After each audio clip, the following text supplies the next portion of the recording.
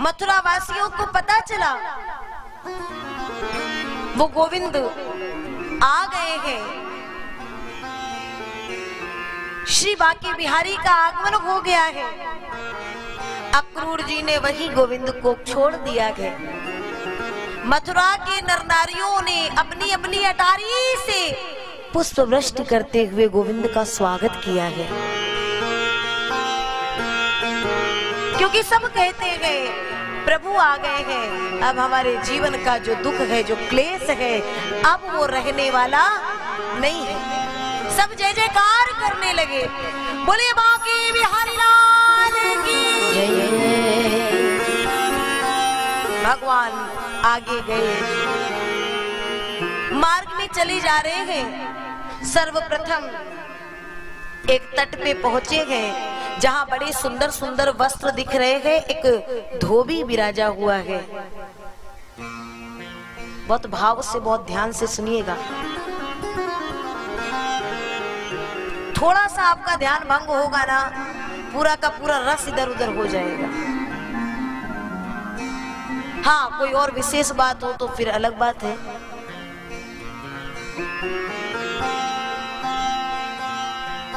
धोबी के पास पहुंचे, वस्त्र बड़े सुंदर सुंदर हैं। अरे मामा जी प्रणाम करते हैं, क्या ये वस्त्र इतने सुंदर सुंदर हमें भी मिल सके?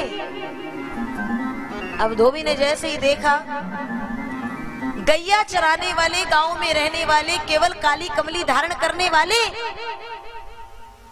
कभी तुम्हारे बड़ों ने भी ऐसे वस्त्र देखे हैं जिनको तुम धारण करने की बात करते हो?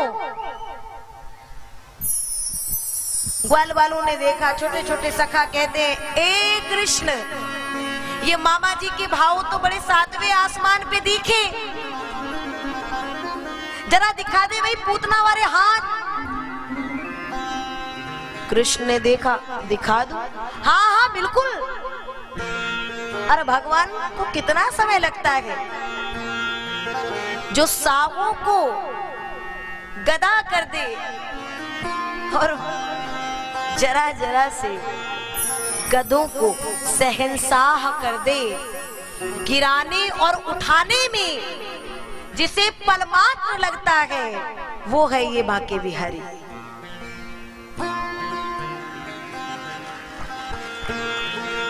सामर्थ्य बहुत होने के बाद जब मनुष्य मद में चूर होकर के और ये मस्तक उठा के चलता है ना, तो भगवान ऐसे ही 2 पल में कहां पहुंचा देते पता नहीं चलता। धोबी का उद्धार कर दिए, जल्दी जल्दी वस्त्रों को उठाओ, धारण करो। लेकिन कहा महाराज कंस के वस्त्र और कहा नेक नेक से लाला। चले तो वस्त्र मार्ग साफ करते हुए चल रहे हैं। ए लाला, ये तो मांगे कैसे लग रहे हैं, तो का चाहो, बस यही कुछ फिटिंग इटिंग हो जाए तो। कृष्ण चले तो एक दर्जी अपनी दुकान पे है, झरोकों से भगवान को इशारे से बुलाया और जल्दी जल्दी वस्त्रों को ग्वाल बालों के हिसाब से बना दिया। भगवान ने दर्जी पर कृपा की, आगे बढ़े, माली पर कृपा की, और फिर एक देवी जा रही है हाथ में चंदन की कटोरी लिए हुए। वो सैरेंद्री तिवक्रा को पीछे से कृष्ण कहता है, अरे ओ सुंदरी। नहीं सुनी? अरे तिवक्रा को कोई सुंदरी कहे, कहां सुनेगी? फिर 1 बार 2 बार कृष्ण ने देखा नहीं सुनेगी, तो दौड़ करके गए और झट उसके आगे आ गए। अरे सुंदरी जी, मैं आपको कितनी देर से आवाज लगा रहा हूं, आपने मुझे सुंदरी कहा? हाँ, आप सच में बहुत सुंदर हैं। आप अपना परिचय देंगी? हाँ, दास में हम सुंदर कंस सम्मता, तिवक्र नामा ह्यनुलेप कर्मणि। मेरा नाम वैसे सैरेंद्री है, लेकिन 3 जगह से टेढ़ी होने के कारण कोई मुझे कुबड़ी कहता है, कोई मुझे तिवक्रा कहता है। आज तक किसी ने मेरा नाम तक नहीं लिया और आप मुझे सुंदरी कहते हो। भगवान कहते सच में आप बहुत सुंदर हैं। जो सुंदरता मैं देख रहा हूं वो ये संसार कहां देख पाएगा।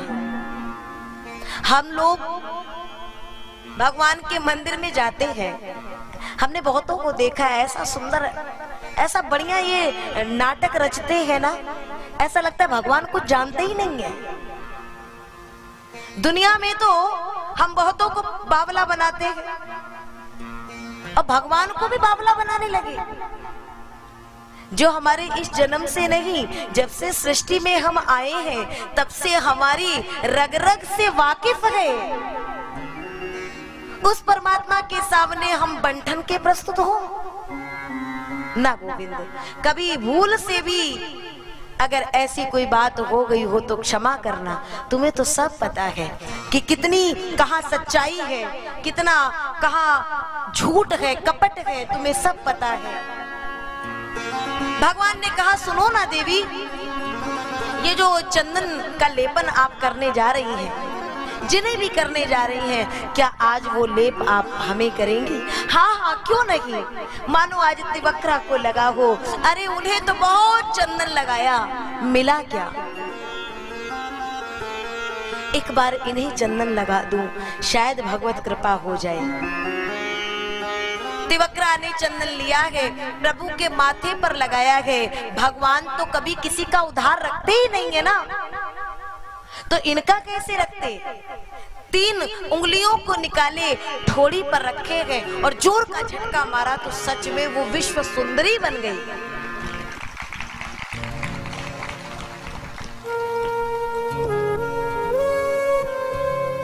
ये ऐसी भगवत कृपा है गोविंद, कभी तेरी कृपा हो, ये दुनिया को रिझाना ही ना पड़े। यहाँ रिझा रिझा के जीवन बीत जाएगा तुम्हारा, लेकिन कोई तुमसे प्रसन्न होने वाला नहीं है। एक बार हृदय से गोविंद को रिझा लोगे, एक बार जी भर करके रो लोगे ना उस गोविंद के आगे, तो कभी किसी जीवन में, किसी जन्म में तुम्हें रोने नहीं देगा वो। इतना तो भरोसा है। भगवान कृपा करके आगे बढ़े और यज्ञशाला की भूमि पर पहुंचे।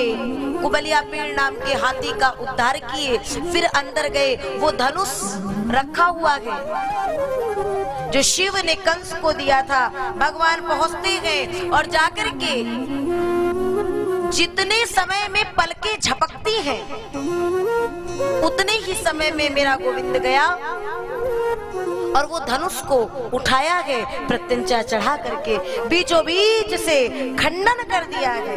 और तब गोस्वामी तुलसीदास जी की वो चौपाई, तेहि क्षण श्याम महध्य धनु तोरा, तेहि क्षण श्याम महध्य धनु तोरा, हरे भुवन धुनि घोर कठोरा, हरे भुवन धुनि घोर कठोरा,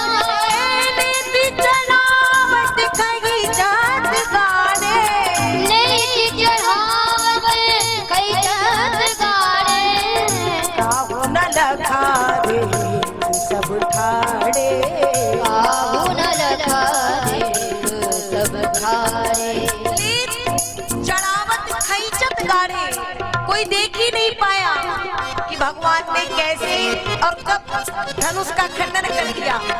धनुष अहंकार का प्रतीक है। जीव के हृदय में जब तक यहाँ अहंकार की दीवार रहेगी तब तक जीव को ब्रह्म का सानिध्य मिलने वाला नहीं है। आज यही बैठे बैठे उस बीच की दीवार का बीचों बीच से पूर्णतया खंडन कर दो और आनंद से गाओ हरि बोल।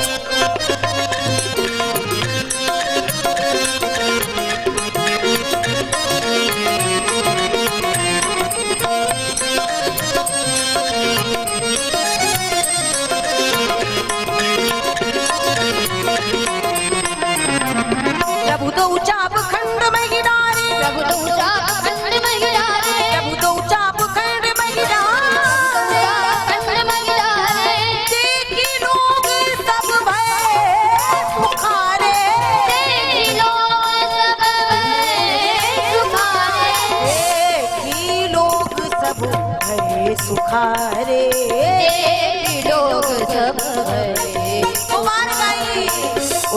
राम जय राम जय जय राम जय जय राम जय जय राम श्री राम जय राम जय जय राम जय जय राम जय जय राम श्री राम जय राम जय जय राम जय जय राम श्री राम जय राम जय जय राम श्री राम जय राम जय जय राम जय जय राम श्री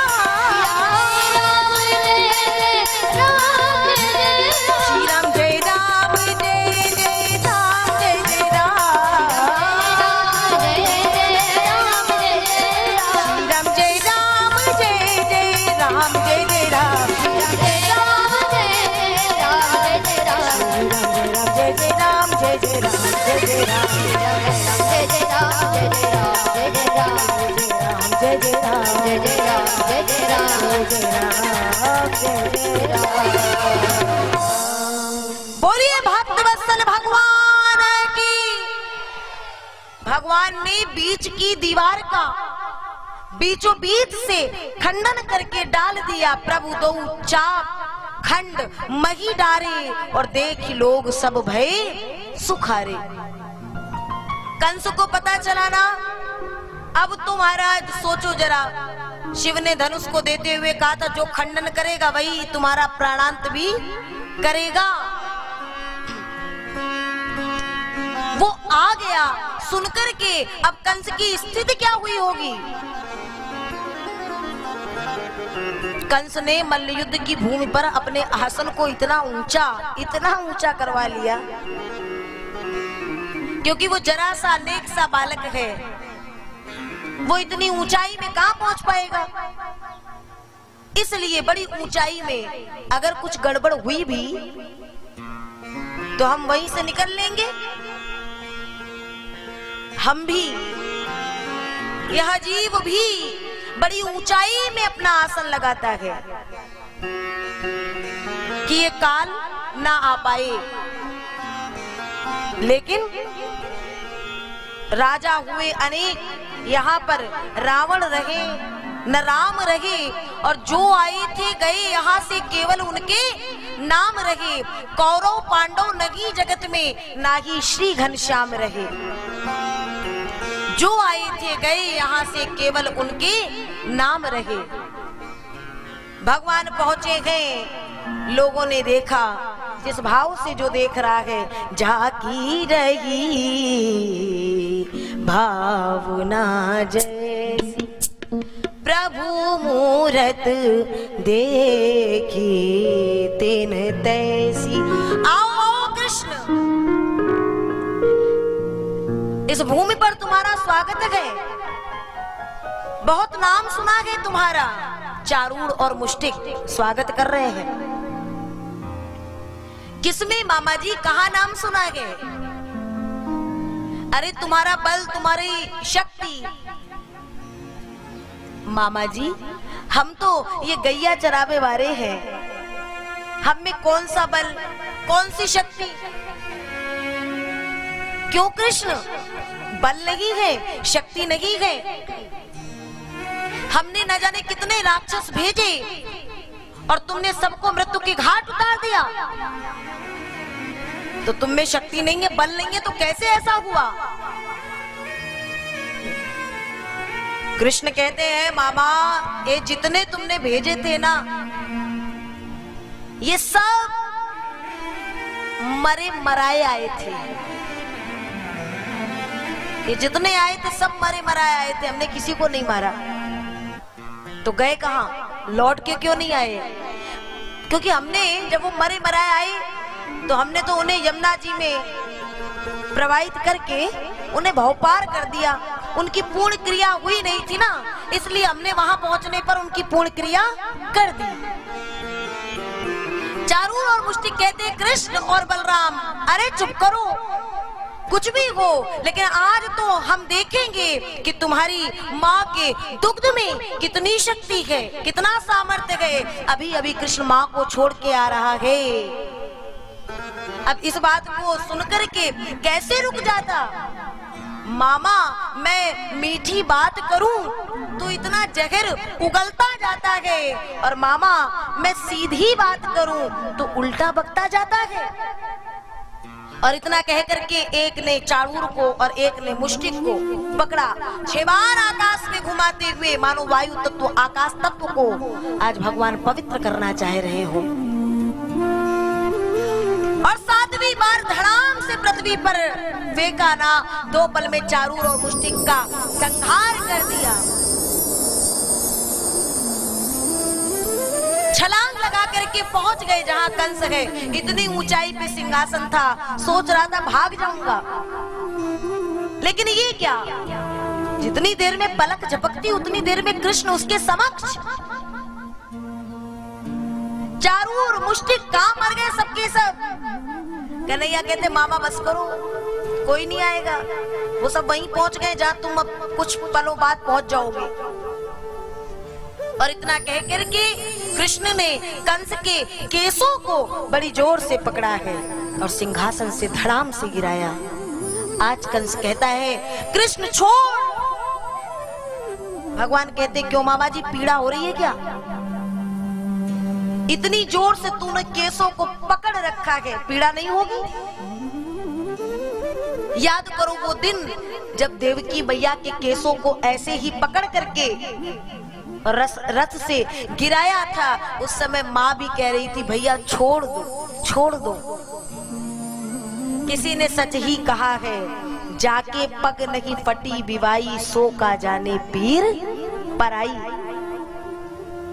और फिर ज्यादा समय ना लगाते हुए कंस को भी वैसे ही कई बार आकाश में उतनी ही ऊंचाई से घुमाए और वहीं से ऐसा गिराए जो मद में चूर होकर के और जीवन में ऊंचाई की ओर बढ़ता है। कंस की तरह ऐसे ही भगवान कृष्ण फिर उसे ऐसा गिराते हैं कि वो दोबारा उठने योग्य बचता नहीं है। फिर कंस उठ नहीं पाया, प्राणांत हो गया। बोले बांके बिहारी लाल की जय।